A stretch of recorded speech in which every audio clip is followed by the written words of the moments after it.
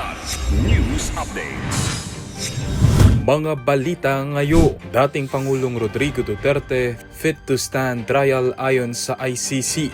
Confirmation of charges hearing itinakda sa February 23.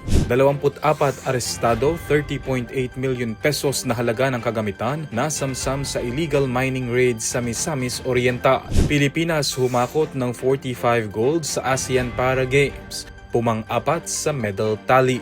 Ako po si Cesar Soriano para ihatid ang nangungunang mga balita sa buong kapuluan ngayon. Nagdesisyon ng International Criminal Court o ICC na ituloy ang pre-trial proceedings sa kaso ni dating Pangulong Rodrigo Duterte matapos mapag-alamang siya ay mentally at physically fit para sa proseso. Sa 25 pahinang desisyon na may petsang Enero 26, tinanggihan ng pre-trial Chamber 1 ang hiling ng depensa na indefinite postponement ng pagdinig dahil umano sa cognitive impairment ni Duterte. Batay sa pagsusuri ng tatlong independent medical experts, sinabi ng ICC na may kakayahan si Duterte na harapin ang procedural rights nito. Itinakda ng ICC ang pagsisimula ng confirmation of charges hearing sa February 23, 2026. Hindi pa tiyak kung personal o virtual na dadalo si Duterte sa naturang pagdini. Kasalukuyang nasa kustodiya ng ICC si Duterte matapos siyang arestuhin at dalhin sa dahig kaugnay ng mga umano'y krimen na naganap sa ilalim ng kanyang kampanya kontra droga. Arestado ang 24 na katao, kabilang ang 2 Chinese sa malawakang operasyon kontra iligal na pagmimina sa Barangay Tinggalan, Opol, Misamis Oriental noong Enero 25, 2026. Pinangunahan ng operasyon ng Provincial Mobile Force ng pulisya, katuwang ang Intelligence Units at Mobile Battalion sa koordinasyon ng Presidential Anti-Organized Crime Commission o PAO. Nasamsam ang iba't ibang heavy equipment, machinery at mineral ores na nagkakahalaga ng 30.8 million pesos.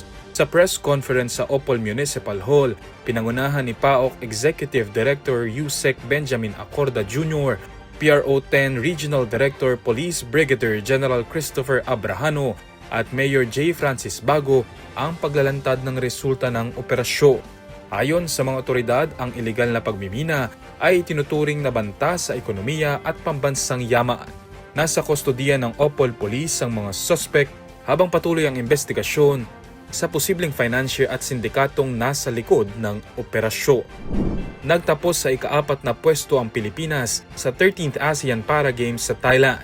Ang best finish nito sa kasaysayan ng kompetisyon mula noong 2001. Nakasungkit ang Filipino para-athletes ng 45 golds, 37 silvers at 52 bronze medals o kabuuang 134 medals. Sa huling araw ng kompetisyon noong linggo, humakot ang Philippine Para-Chess Team ng 5 golds, 5 silvers at 1 bronze medal. Pinakamaraming naiuwing medalya ang Pilipinas sa para-athletics na may 16 golds, 9 silvers at 13 bronze medals. Si Dari Bernardo ang most successful Philippine athlete sa edisyong ito na nakuha ang lahat ng ginto sa 6 na events na nilahukan nito.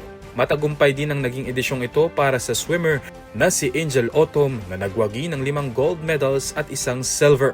Overall winners sa kompetisyon ng host country na Thailand na may 175 na gold medals at kabuuang 486 na medalya. Sinundan ito ng Indonesia at Malaysia.